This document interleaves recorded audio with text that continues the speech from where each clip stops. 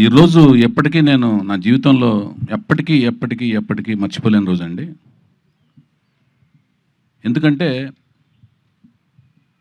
నాకు నందమూరి తారక రామారావు గారి యొక్క ఈ ప్రదేశం అంటే నాకు ఒక పుణ్యక్షేత్రము, ఒక దివ్యమైన స్థలము, ఒక పవిత్రమైన స్థలం కింద, ఒక శక్తినిచ్చే స్థలం కింద నేను ఎప్పుడు భావిస్తూ ఉంటాను.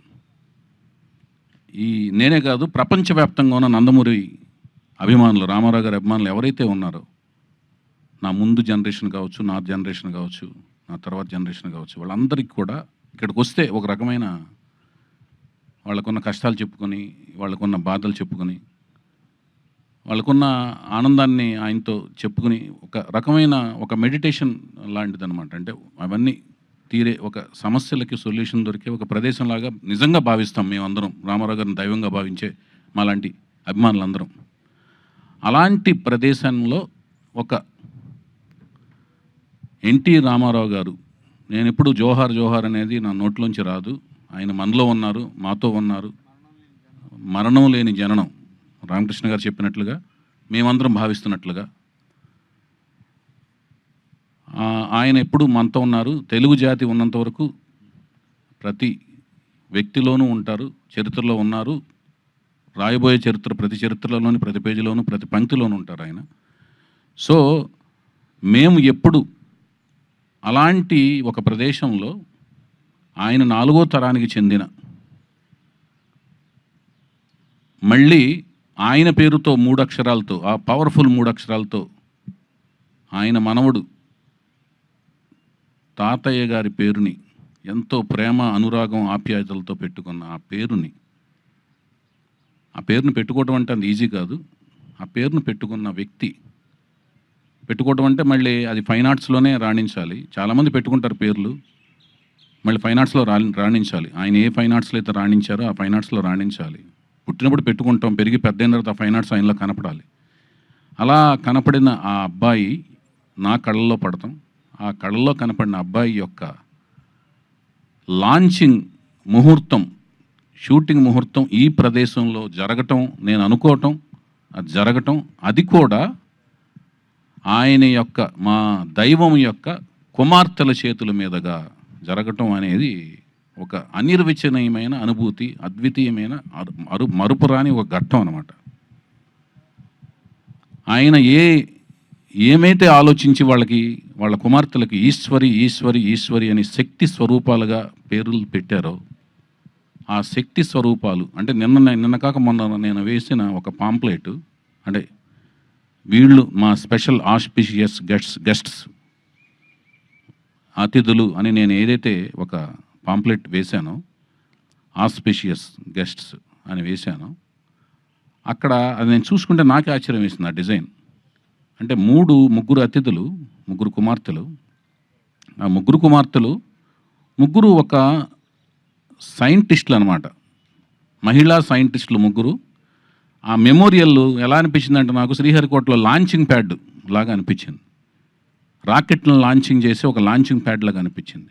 ఆ లాంచింగ్ ప్యాడ్లోంచి ఒక రాకెట్ని, ఒక మిసైల్ని, ఒక స్టడ్ని స్టార్స్ కేటగిరీలోకి లాంచ్ అయిపోయే ఇందుకు వచ్చి సైంటిస్టులు ముగ్గురు పూనుకుని, ఒక మహిళా సైంటిస్టులు పూనుకుని లాంచ్ అయిపోతున్నారు అన్నట్టుగా నాకు డిజైన్ చేసిన తర్వాత అనిపించింది, డిజైన్ చేయించుకున్న తర్వాత అనిపించింది.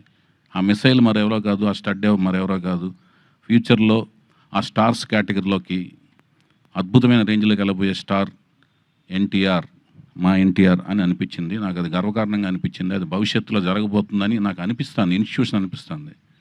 ఇదంతా ఎందుకు అనిపిస్తుంది అంటే దానికి విశేషమైన కృషి, విశిష్టమైన కృషి, కావాల్సినంత కసి తనలో ఉన్నట్టుగా నాకు అనిపించింది.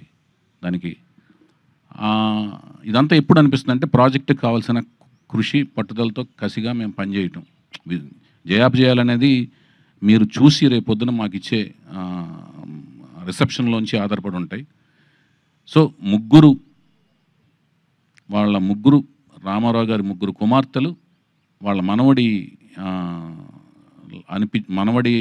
రూపంలో ఉన్న, మళ్ళీ ఎన్టీఆర్ పేరుతో ఉన్న అబ్బాయిని, వాళ్ళ నాన్నగారి పేరుతో ఉన్న అబ్బాయిని, మనవడి రూపంలో ఉన్న అబ్బాయిని వాళ్ళ చేతుల మీదుగా వెండితెర ప్రపంచానికి ఆయన యొక్క మెమోరియల్ ప్లేస్లోంచి పరిచయం చేయటం అనే ఒక అపురూపమైన ఘట్టంలో, ఆయన వీరాభిమాని అయిన నేను దర్శకత్వం వహించే ఒక అపురూపమైన ఘట్టంలో నా భార్య సన్నిహితులు, స్నేహితులైన అమెరికా ఫ్రెండ్స్ రమేష్ అత్తిలి గారు నాయకత్వంలోని ఫ్రెండ్స్ అందరూ భాగస్వామ్యం అయ్యి, మళ్ళీ నా భార్య నిర్మాతగా వాళ్ళందరూ కలిసి ప్రొడ్యూస్ చేసే మహిళలందరూ కలిసి చేసే కార్యక్రమంలో భాగస్వామ్యం అవ్వటం అనేది ఒక గొప్ప మరుపురాని ఘట్టం.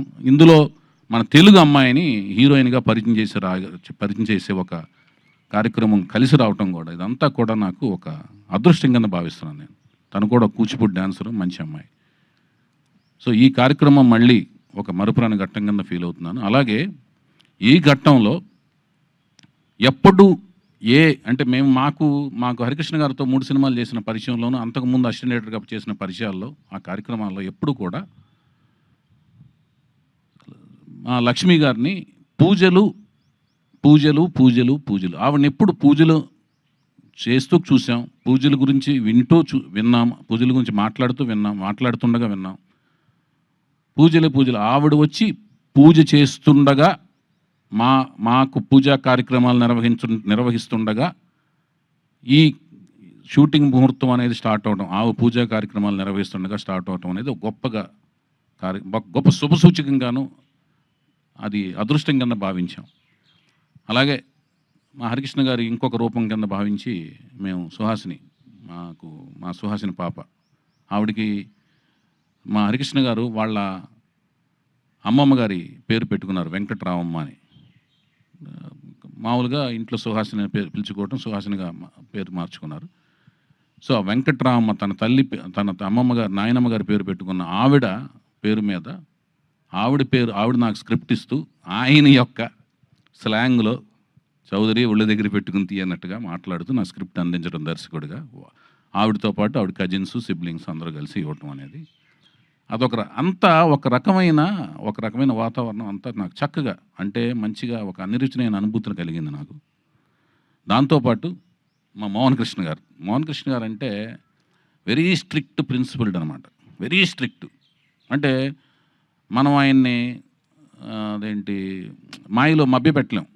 మనం మభ్య పెడతాం అనుకుంటే తెలిసేలోపు స్ట్రిక్ట్గా మారిపోతుంటారు. ఆయన్ని అసలు మభ్య పెడతాం కష్టం. అలాంటి ఆయన్ని ఒక షాట్గానే అడిగిస్తే ఆయన దేవుడి దేవుళ్ళు ఒప్పుకోవటం, ముహూర్తం షాట్గా ఆయన డిఓపి కింద మాకు చేసుకోగలగటం. అంటే రామారావు గారిని డిఓపిగా చేసిన ఆయనతో మా ముహూర్తం షాట్ చేసుకుని మళ్ళీ మనవడి యొక్క ముహూర్తం షాట్కు డిఓపిగా ఆయన చేసే ఒక విచిత్రమైన, ఒక అనిర్వచనమైన సంఘటనలో ఆయన లాక్ చేసుకోగలగటం, ఇవన్నీ కూడా అన్ని విచిత్రంగా జరిగినాయి. అలాగే ఎక్కడో ప్రపంచంలో ఒక టూర్లో ఉన్నారు మా రామకృష్ణ గారు. మాకు నందమూరి అభిమానులందరికీ ఒక ఆక్సిజన్ లాంటి ఆయన.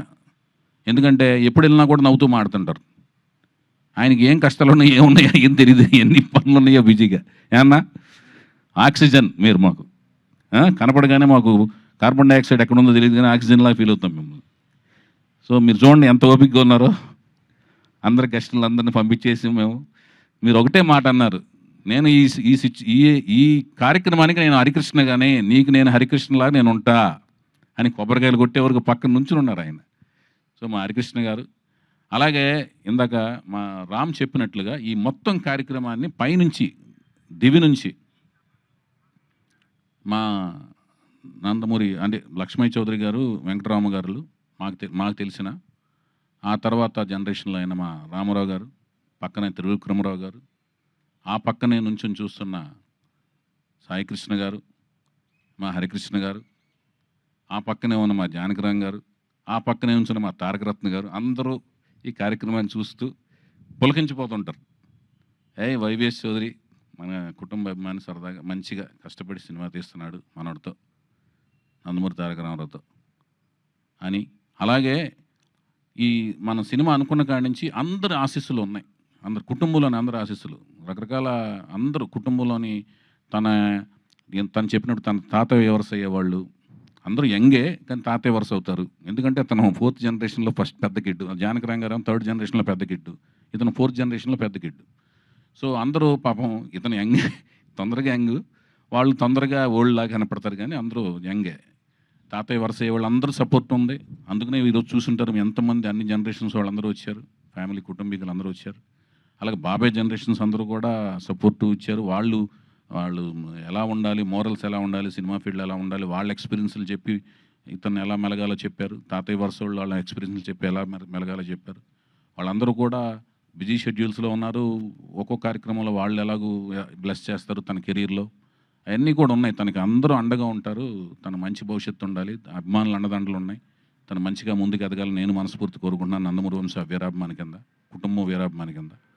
సో ఇవన్నీ పక్కన, ఇవన్నీ పక్కన పెడితే మేము సినిమా ఏం తీయబోతున్నాం, ఒక తెలుగు సాహిత్యం, తెలుగు సంప్రదాయం, హైందవ సంప్రదాయం, హైందవ సంస్కృతి మీద కీరవాణి గారి కాంబినేషన్లో, చంద్రబోస్ గారి సాహిత్యంతో, బుర్రా సాయిమాధ గారి యొక్క మాటల పదునైన మాటలతో, చక్కటి నేటివిటీ మాటలతో నేను నా సాయశక్తుల ప్రతి సినిమా వచ్చినట్టు అప్డేట్ అవుతూ, చూస్తూ అప్డేట్ అవుతూ మంచి కథ తయారు చేసి కష్టపడి, నా సాయశక్తుల కష్టపడి మంచి కథను తయారు చేశాను. ఆ కథ మీకు నచ్చుతుందని ఆశిస్తున్నాను. వీళ్ళందరితో కూడా మంచిగా కోచింగ్ ఇచ్చాను. తర్వాత మీరు చూసి దానికి నాకు రిజల్ట్ ఇస్తే దాన్ని బట్టి మేము ముందుకు వెళ్తాం. మంచిగా కష్టపడతాం. మేము చేయగలిగింది ఏంటంటే కష్టపడి పని చేయటం. అది మేము సాయశక్తులా కష్టపడుతున్నాం. మేము కష్టపడుతున్నాం, వాళ్ళు కష్టపడుతున్నారు. కష్టపడి పని చేస్తున్నామని ప్రామిస్ చేయగలుగుతున్నాం. మీరు రండి, మా కష్టాన్ని చూడండి, ఆశీర్వదించమని మనస్ఫూర్తిగా కోరుకుంటున్నాం. అట్లాగే షెడ్యూల్స్ దీని తదనంతరం మేము నెక్స్ట్ ప్రకటనలో continuous of schedules, songs recordings అన్ని వివరాలన్నీ కూడా నెక్స్ట్ మా పిఆర్ఓలు, మా వంశశేఖర్ల ద్వారా మీకు తదుపరి వివరాలన్నీ తెలియజేస్తాం. మరొక ముఖ్యమైన విషయం ఏంటంటే ఇంకా